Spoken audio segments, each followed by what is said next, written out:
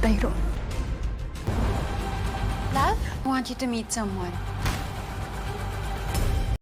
Dumiretso si Sandro sa opisina nila Vito nang saktong dumating naman na agad niyang tinanong kung anong kailangan niya na humingi ng pabor si Sandro na kailangan niyang makausap si Lance na baka pwede niyang i-endorso para hindi na siya mahirapang pumasok. Sabay sinad niyang gusto din niya itong makausap tungkol sa nangyaring raid sa pier na nagkunwaring inosente si Vito. Diretsahang sinabi ni Sandro si Vito na kung wala siyang kinalaman ay baka may alam si Lance dahil mismong pinsan ni Vito yung may-ari sa barko na ginamit sa operasyon at si Lance ang head ng operation kaya gusto niya itong makausap. Nainis na tinanong ni Vito kung naghihinala siya sa kumpanya nila tungkol sa arms trafficking. Agad namang nagpalusot si Harry na wala si Lance sa opisina nila at nakalive ito na inutusan pa ni Vito si Harry na ibigay niya kay Sandro yung phone number at address ni Lance.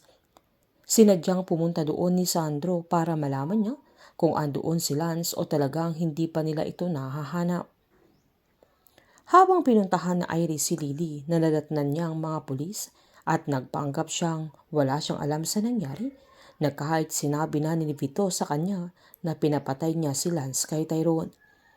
Agad namang pinuntahan ni Tyrone ang kaibigan niya sa hospital at pinagmasdan niya ito habang nasa ICU na stable na si Lance na wala siyang kaalam-alam na papunta na din si Jasmine pero magkakasalisi sila dahil sa elevator dadaan si Jasmine papunta doon at dadaan naman si Tyrone sa hagdan pababa. Hindi naman nila alam na nasa area pa silang pareho at magkakaroon pa ng tsansa na magkikita sila sa sandaling yan.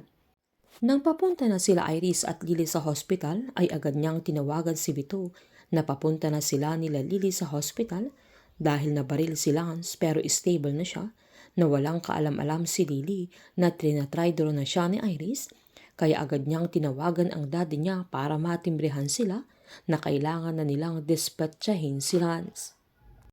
Agad inutusan ni Vito si Harry na pumunta na siya sa hospital para matuluyan na si Lance. Nagsuot naman si Jasmine ng doctor's gown para hindi siya mahalata na agad niyang ginising si Lance na natanggal na yung tubo sa bunganga niya dahil stable na siya. Nangako si Jasmine na hindi siya masamang tao at ang masama ay ang mga taong gumawa nun sa kanya na sila ang hayop na walang iba kundi sila Vito. Nangako siyang hindi siya andoon para saktan siya pero pumunta lang siya doon para malaman ang totoo tungkol kay Camila kung papaano napunta sa kanilang anak niya at gusto niya itong mabawi. Sinabihan siya ni Lance na umalis na siya dahil wala siyang mababawi kaya sinabihan ni Jasmine na aalis siya at dediretso siya kay Lily at alam niya kung anong kaya niyang gawin.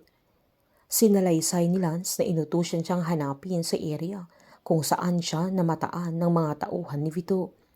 Nang naghahanap siya ay saktong tumawag yung doktor ni Lily na na-emergency CS ito at nailigtas si Lily pero patay ang bata na hindi alam ni Lily dahil unconscious pa siya sa mga sandaling yan.